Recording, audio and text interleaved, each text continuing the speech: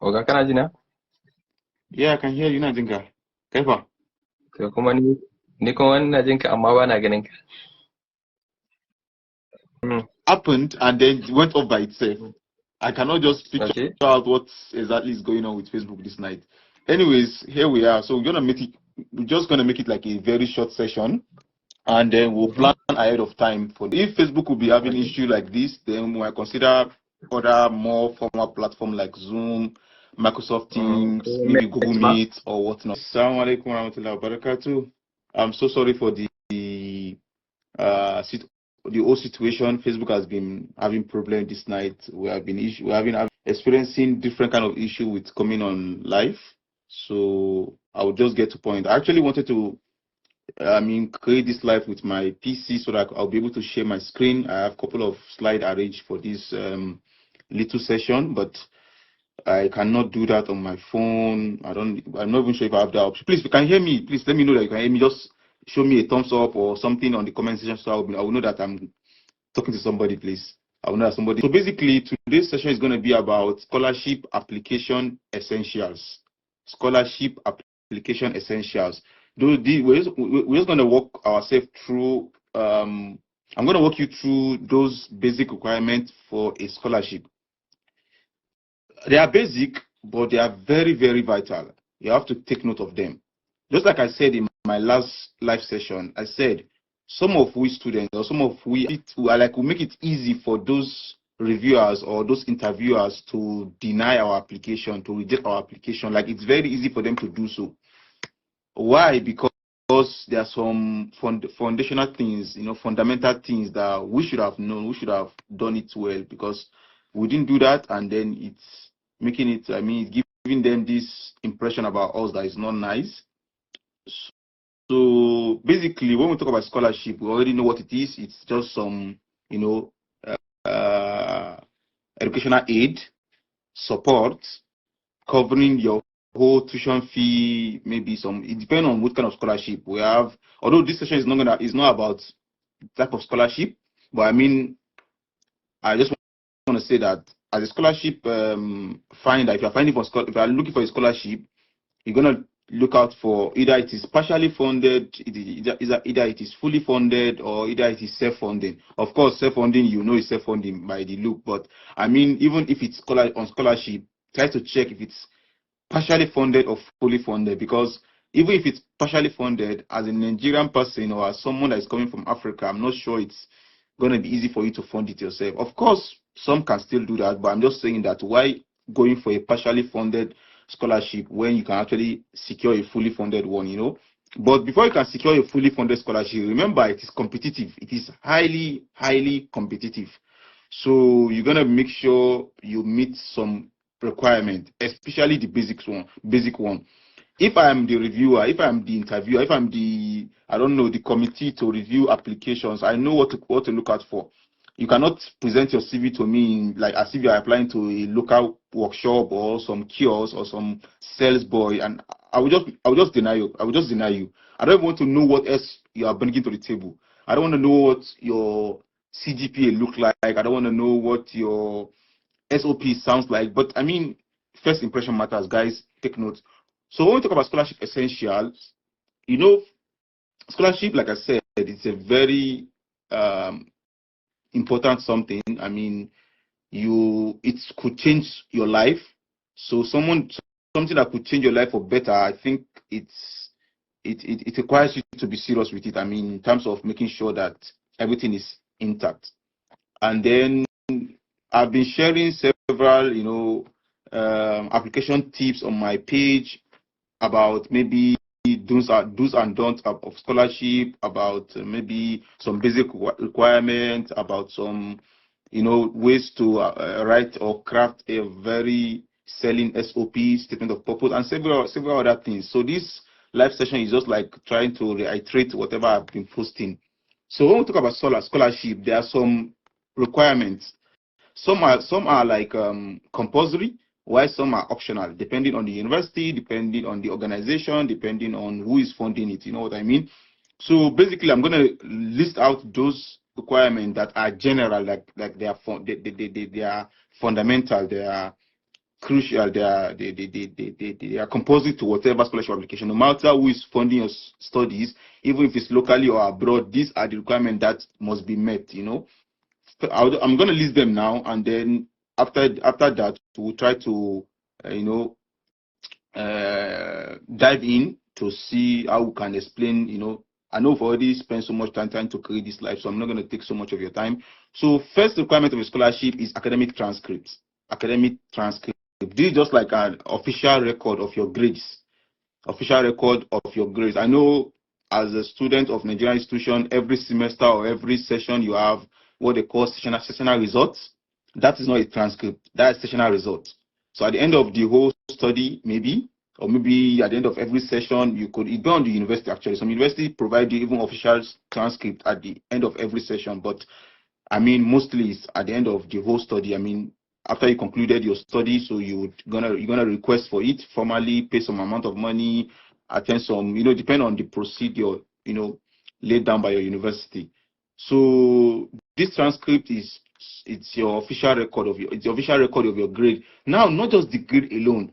What they look out for, they want to see which subject have you, studied, have you been registered in, what are your grades, what are you applying for now? You want to, let's say, apply to a scholarship where you are proposing to work on, let's say, robotic or maybe control system. So if I am a person to review your application now, I will check those courses that you have taken during your undergraduate studies, and I will see which one aligns with this current application, with this field or with this research that you are interested, at, and I will see what grade you got or you had then.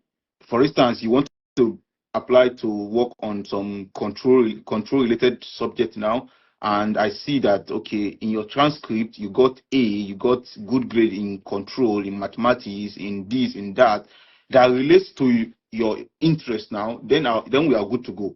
But imagine you want to work on, let's say, control or robotics, and then when I check your transcript and I realize that in control related courses you are having F, E, carryovers, I won't take you in. You know what I mean? So transcript, of course, your official record, and people are looking forward to see your grade, and of course, for each course or for each subject, what do you have? It's very important. So please try to prepare it. Actually, I did not. I said I would explain after, but I said I will list them and then explain later on. Okay, I'm going to list the rest of them and then I will not explain transcript again. Sorry, guys. So next thing is the degree certificate. Your certificate, Okay, no explanation. The third one is the CV or resume. Fourth one is the statement of purpose, popularly known as SOP or PS, personal statement. Recommendation letters, that's the fifth one, right? Sixth one is international passports.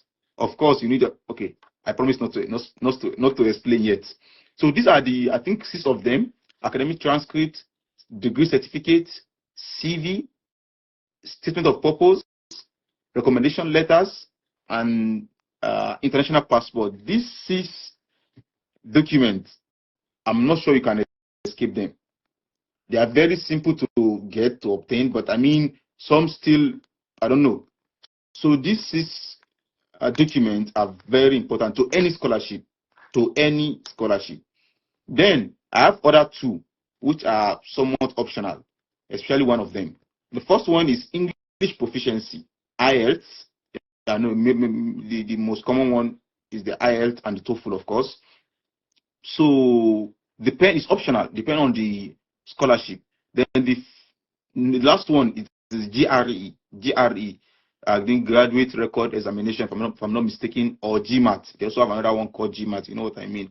So these are like about 8 of them that I've listed. 6 are compulsory, while 2 are like optional, depending on the scholarship, depending on the funding body or entity. Now, having gone through all these documents, let's talk about them, each one of them. I mean, in brief, of course. If you have questions, you can ask. I would read them. Now, I've already talked about transcript, academic transcript. I said this is the document that contains your official record in terms of grade and subject taken or course taken. Next one is your degree certificate. Of course, we know what that means. Degree certificate is a certificate of degree certificate some document that it has been stamped that says that you, Mr. So person, have graduated from this university with so grade or so honor, right? First class, 2-1, I think they call it second class, upper or lower, or what have you. So this is the degree certificate. Next one is the CV or resume. Of course, this highlights your achievement, right? In terms of educational background, in terms of maybe your skills, maybe your awards, maybe your research accomplishment, your technical skills, your research skills, and so many of them. If you are part of some organization, IEEE, NSE, accountants, whatever, I think they have their own too. ICANN, right? So you're going to list that. That will be, those information will be, they will be contained in your curriculum vitae. And then we have the recommendation letter. Okay, statement of purpose. Actually, personally, I feel like this is the most, should I call it, interesting. I just like to write SOP. I feel like it's one of the requirements of a scholarship that is so easy for me to craft, because this is you give me a chance to express myself. You are giving me the chance to talk to you about what, what made me want to consider your scholarship. What's, things about me that you would rather have not, you wouldn't have asked me, in the other requirement, in the, maybe it's a form or page to fill some basic things. Have you do that? I click. Have you done that? I click. But now I'm being given a blank. Feeling what you want us to know about you, feeling anything about you, your personal essay. Talk about things you are passionate about. Talk about things that make sure you try to convince them that you really need scholarship, and it's either you or nobody. Like, you are the best candidate for this. You are the best person for this scholarship. You are the best person. Nobody else is better than you, because you have this experience. You've worked with this also person. You've achieved this also dream. You've achieved this also objective. You've ruled. You've been president in some organization. You've led some group of people.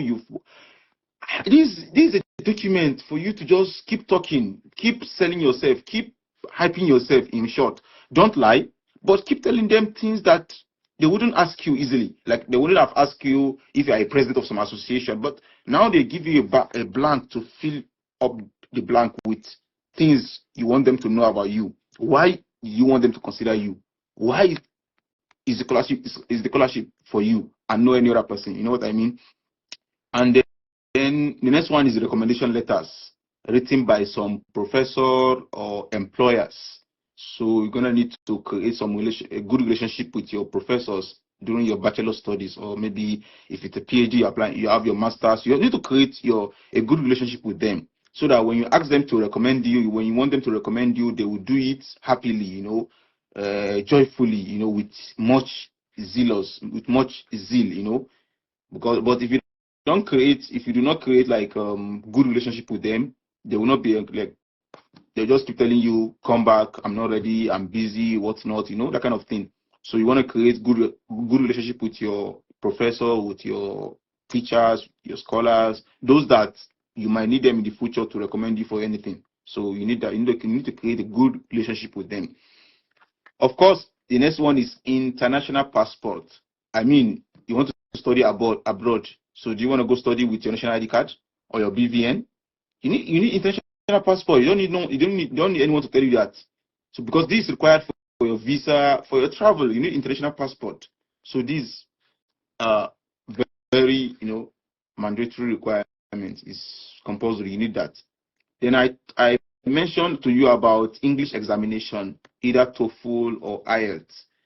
Some university or some scholarship keep that as optional. If you are from an English speaking country like Nigeria, or maybe Sierra Leone, I think Ghana, I think some other West African nations, and most of them even. If you are from an English speaking country, they said, oh, you know what?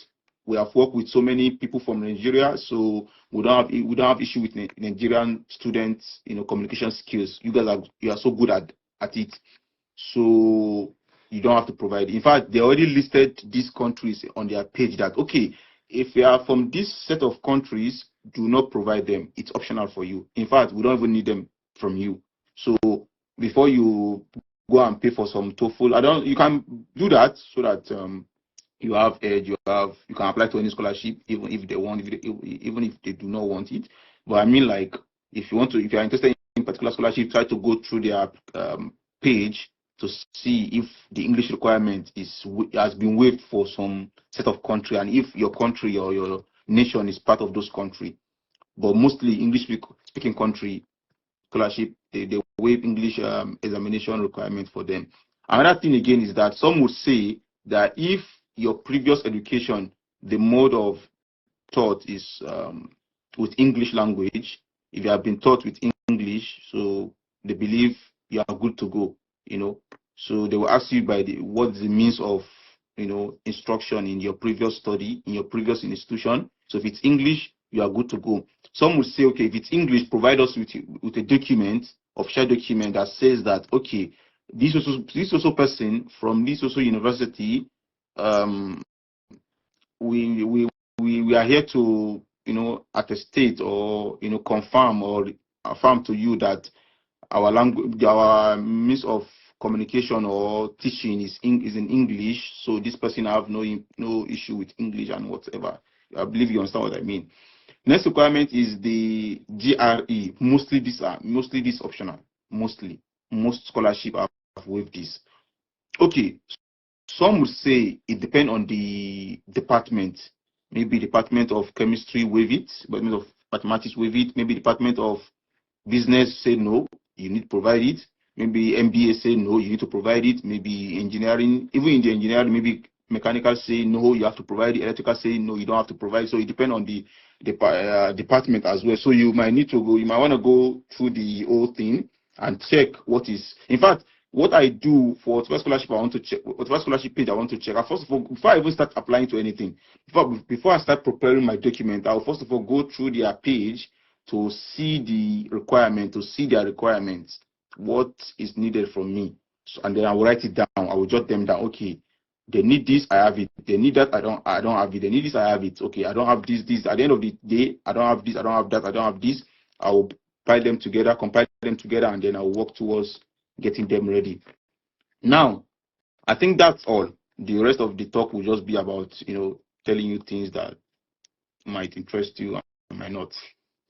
So I've been giving tips on my page about how to go, with this scholarship thing, do's and don'ts and what have you. Believe me, no matter how beautiful your application is, no matter how amazing your grades are or your CGPA is, if you do not apply early, you might not be considered. I mean, so many great students are applying.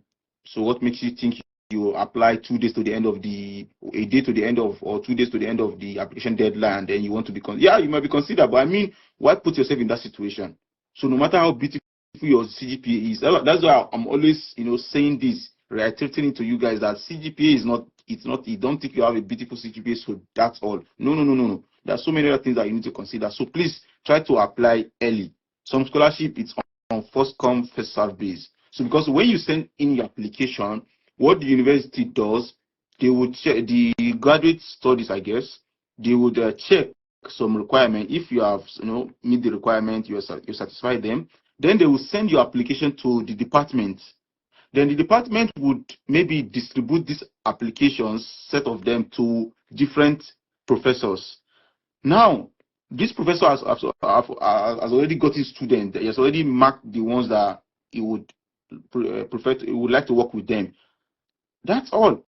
Even if you are sending your beautiful application, at the end of the day, he has already made the selection. So that's why sometimes when we contact those professors, they will tell you, yeah, your CV is impressive, your what's it called? You have a very beautiful background. I like it, but I don't have funding anymore. Yes, they don't have funding. They've already funded other people. You are coming at the later hour. They have already funded. If you apply late and you still get selected, mostly it is that situation where the way the university operates, they would wait until the end of the application deadline before they send your application, their set of applications to the department. So it's like they would wait until everybody have applied. They will collate them, remove the ones that they cannot push further because of they didn't meet some basic requirement or so. And then they will push the qualified ones to the next stage, which is to the department. So if your scholarship you're applying to at the later hour, few hours to the end of the deadline, you still get selected. So maybe the way they operate there, they will wait until the end of the deadline before sending to the department. But if it's that type that as you are applying, they are forwarding it. As you are applying, they are forwarding it. Believe me, those professors that would maybe want to consider working with you, they will have already selected their student, and then you will receive your rejection, letter. Inshallah, that will not be our own. Statement of purpose, I've already talked about that, I think, in depth, and stay tuned on our page to hear more about that. Or we're gonna be releasing some samples. We're gonna be uploading some samples so that you can pick and craft yours. Recommendation letters, like I said, create good relationship with your recommenders. Make sure you request or ask someone that knows you well, or someone that can recommend you well. Believe me, that matters too.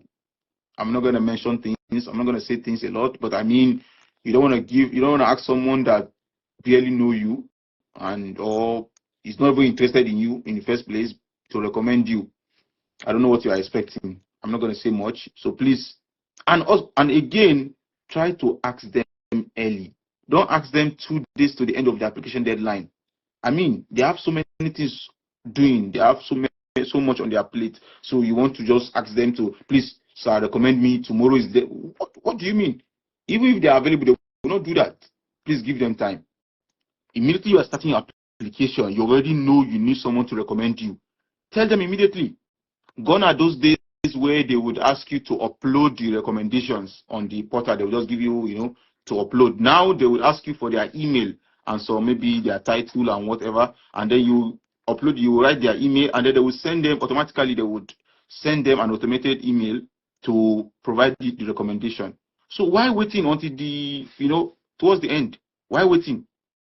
Immediately, please, guys. You already know people that want you to proceed your studies and whatever, people that have taught you and they know your capabilities and everything. So please, people that have taught you and they know your capabilities, so they are the best to recommend you. Employers also, I don't know.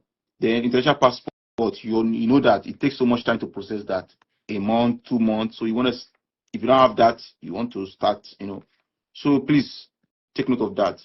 I said earlier that English exam is optional depending on the scholarship. GRE is also optional depending on the scholarship. So you want to check your scholarship. CV is very important. I'm not going to explain how to write a proper CV or a good CV on this video because I don't want to prolong this video so much. So please stay tuned. If you don't know how to write your CV, on our page, we're going to be giving you tips and sending samples of those CV that have made it to that high. Guys, I think that's basically all I have to say. I don't want to bore you so much, and the fact that we couldn't start this meeting early, so I don't want to say so much here. So that is it. And then your CV, maybe 1 to 3 pages. Okay, like I said, I don't want to go into details about writing a CV. Some Q&A that I have, I've been asked severally. Someone asked, what if I have a low GPA? Can I still apply? Apply, but I used to tell people, out of 5-point scale, try to have 3 at least have 3, 3.5, 4, beautiful. You know what I mean? But if you're having below 3, I don't know. It's very difficult for them to, consider you, especially when you have, just put yourself in their shoes. There are so many students with beautiful 4.7, 4.8, 4.9, then you're coming with your 2.5. I don't know. You might still get it if the professor is not looking for GPA. Maybe if he's not looking for CGPA, he's looking at experience, skills, and every other thing. But I mean, the first thing they check, okay, your CGPA 3, okay, 3 is quite low. Okay, let's check his SOP. What has he written down? What does he have to say? Let's check his CV. Let's check his other requirements. So that when you have a good CGP, it gives them this. Put them on. They want to see more. They want to check more on what you have to offer. You know what I mean? So someone have asked me, how do I find the right scholarship? Okay, there's no proper way. There's no one systematic way to find the right scholarship. What you want to do is to stay tuned on pages like mine to see when I post scholarship, check the requirement, click the link, check their requirement, check the country, the university. Do you like them? Check their ranking. Do you want to go to that university and everything? So there's no, just be sure that they are taking students from your country, because you don't want to apply to somewhere that, I don't know, maybe they don't even consider your country as, and what have you.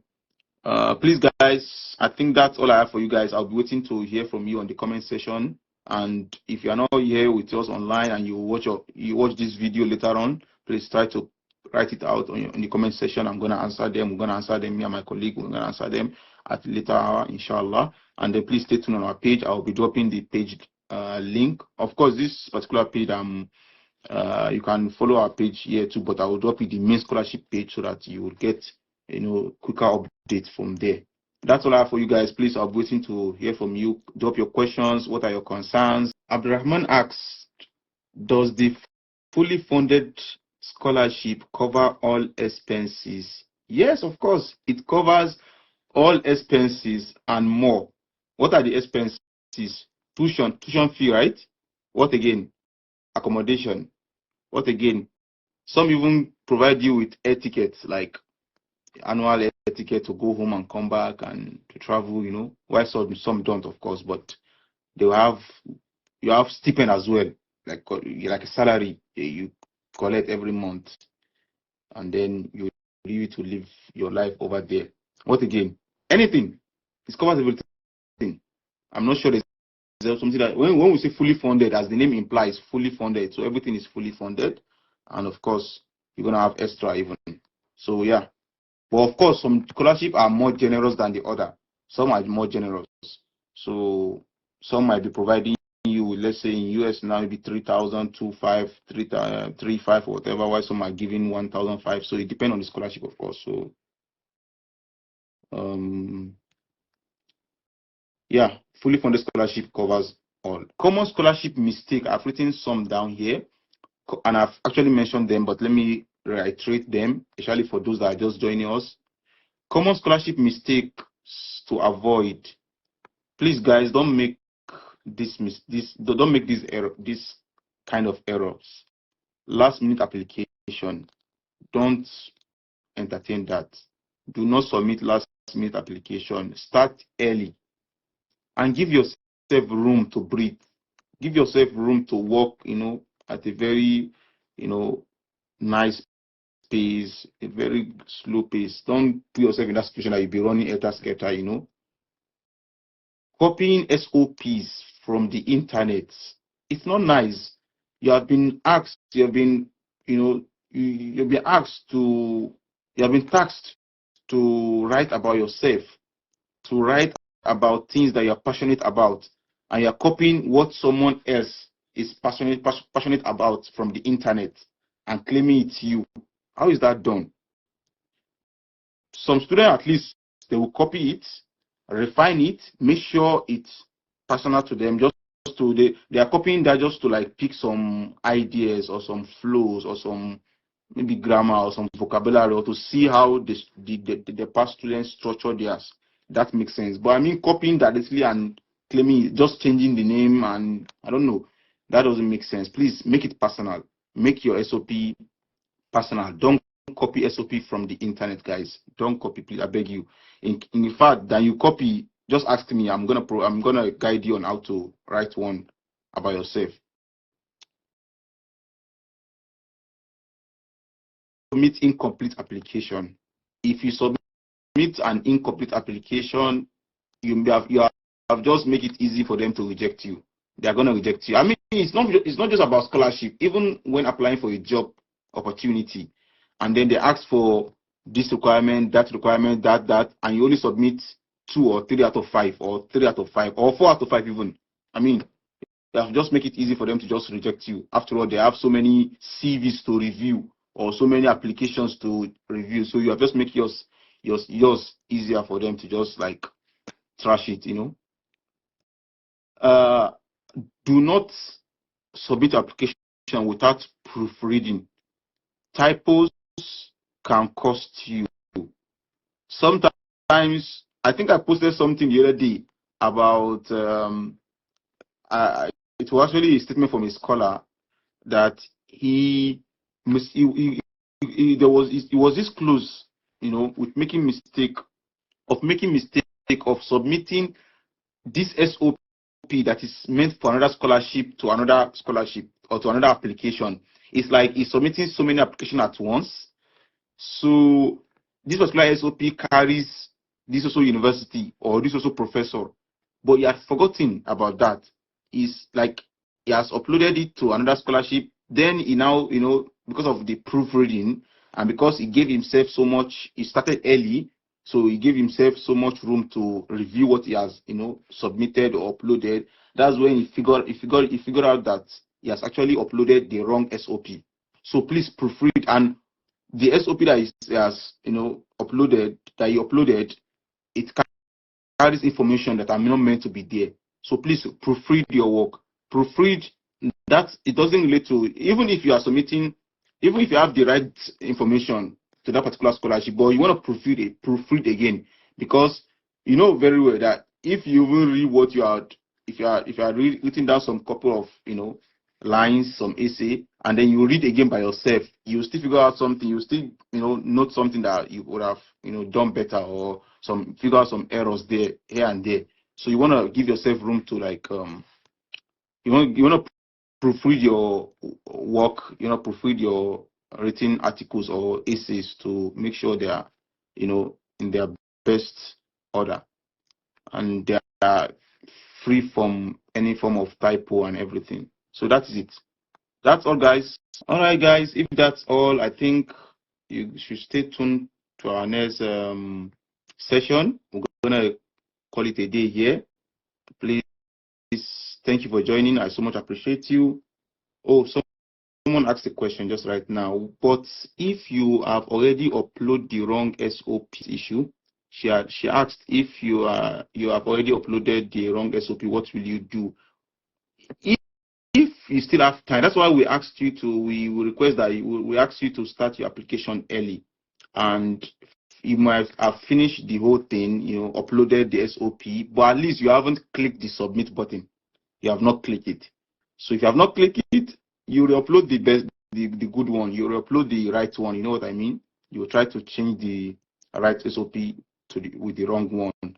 Now, if you had already uploaded and submitted the application, you submit the application already, that would be somehow difficult, but it's still possible, provided the deadline for that scholarship is not over. It's still possible. So I think they usually give this contact information there, that if you have any question or anything, thing to do with the application, any trouble, you should contact this also email and tell them about it. So probably it's the email of some scholarship, the support team also. So you just contact them that, okay, I also person, I'm a prospective student to your university, and I am in the process of applying, and actually I've submitted, but unfortunately I made this also mistake. I uploaded the wrong SOP. Please, this is the right one that it does. You're gonna attach the right SOP to that email. Please kindly help me, change it, to replace the wrong one with the right one. So they will still entertain that, provided it is still within the application period. And that's why we have been saying it, reiterating it, that you should apply early.